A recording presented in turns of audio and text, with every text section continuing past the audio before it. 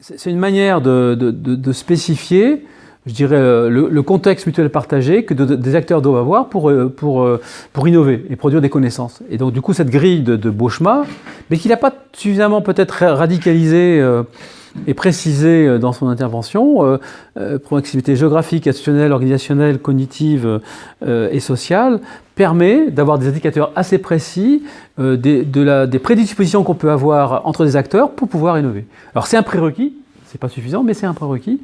Et cette grille de lecture nous permet d'avancer de manière assez fine sur des questions qui sont extrêmement importantes, sachant qu'il y a toute une littérature depuis une trentaine d'années là-dessus qui donne des pistes d'action qui me semblent aujourd'hui tout à fait intéressantes. Et ça fait partie, à mon avis, des éléments de construction de notre réflexion sur le management de l'innovation et de l'exploration, et qui va être des briques aussi importantes que les communautés, l'ethnographie des usages, les modèles CK, enfin tout ce qu'on a vu dans nos différentes conférences phares. Alors les conférences à venir, donc la prochaine conférence, on va travailler vraiment. Il y a eu des débats sur les routines en disant bah oui, avec les routines, on aborde plutôt la question de l'exploitation et pas l'exploration. Donc là vraiment, on va basculer sur l'exploration avec les travaux donc de Sylvain Lanf, qui est professeur au CNAP, qui est un grand spécialiste des travaux sur les projets d'exploration.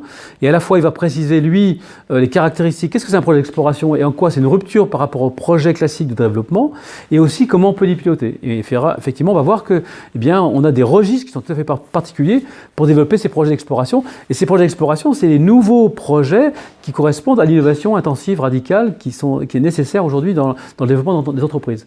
Après, il y aura au premier trimestre de 2018, ce sera donc Amaury Grimand, qui viendra présenter, qui est prof à l'Université de Nantes, qui présenter comment on peut s'approprier ces nouveaux outils de gestion qui aujourd'hui viennent dans l'entreprise et viennent percuter nos manières de faire, et à quelles conditions on peut s'approprier ces nouveaux outils de gestion. Après, on aura Christophe Schmitt, qui est responsable de la chaire entrepreneuriat à Nancy, et qui viendra nous présenter un petit peu qu'est-ce que c'est l'agir entrepreneurial. Et pour terminer la saison, avec des collègues québécois qui viendront nous parler de Montréal, ils viendront nous parler de qu'est-ce que c'est les business models liés à l'innovation, et que le business model, c'est une nouvelle manière de réfléchir à la stratégie de l'organisation, et qui est extrêmement opératoire. Bon, voilà un petit peu les projets à venir de l'Open Lab.